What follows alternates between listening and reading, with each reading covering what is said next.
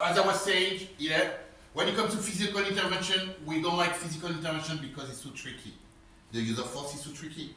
We use force on a bad day, somebody could die, somebody could get injured, yeah, we could lose everything, we lose our license, we lose our job, we could get prosecuted, yeah, could develop mental illness, suffer from trauma. We don't want this in our life, yeah. So how about if I tell you that I've got two things for you, two things that if we use, you don't have to use force. Two things. One is called the primary control, and one is called the secondary control. Now you may ask, what is talking about primary control, secondary control? I don't understand. So let me explain what I'm talking about by primary control and secondary control. The primary control will be what your workplace has in place to keep you safe. That's the primary control. Things like following the procedures, clear procedures to follow by the security team. It's part of what we call the primary control. You follow the procedures and you don't have to boom nobody. No way, never. Primary control. And guys, you see it in those videos that make us laugh in YouTube or social network with the retail world, the shoplifters, the security people. They never engage with the shoplifters. Why? Because they are following the procedures. They are following two specific procedures. One is called ASCON and one is called SAFER. And when you follow those procedures, we don't connect, you don't engage with that shoplifter, with that person.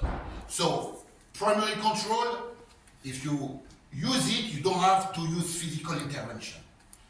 Primary control, we have following the procedures. Your company's procedures, your organization, your site procedures. Primary control, you will have to do some risk assessment. When we do some risk assessment, when we assess for risk and danger, we will always be 1, 2, 3 steps ahead of a crazy situation. And this will prevent us to find ourselves in a position where we will have to use force. So doing some risk assessment is part of the primary control, and this one also is a responsibility of the workplace where we work. The manager, yeah, is one of his responsibilities when it comes to health and safety. Anyway, primary control using security equipment, safety security equipment, using the CCTV, using your radio. When we use the CCTV properly, we don't have to use physical intervention on nobody. When we communicate effectively, yeah, using communication channel, communication tools, equipment, we don't have, and we will not have, a situation where we will have to use force. So the primary control is what your site, what your workplace, your premises has in place to prevent chaos. Primary control.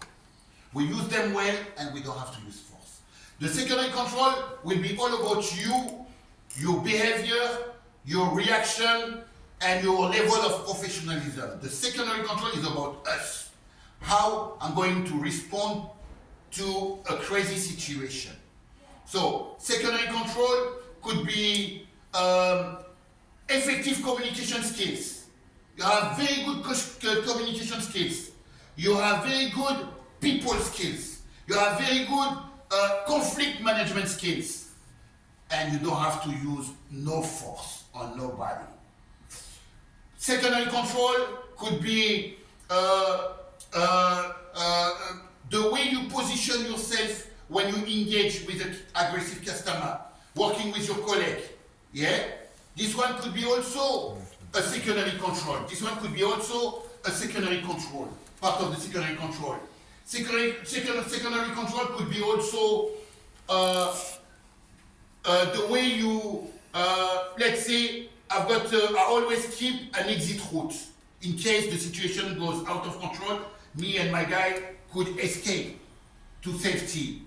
But planning something like this will be also a secondary control. Yeah? So secondary control will be about us and about how we're going to manage that situation of chaos. If we manage a difficult encounter, a difficult situation, yeah, using professionalism, good communication skills, conflict management skills, yes, also our numbers, a large number of security will prevent any escalation. So guys, we don't like to use force because the use of force is too tricky. It's too tricky. It's too tricky.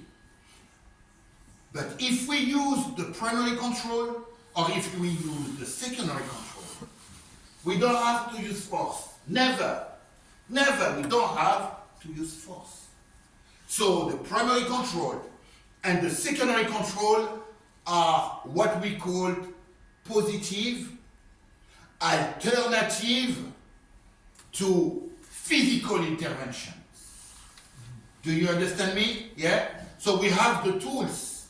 They are there.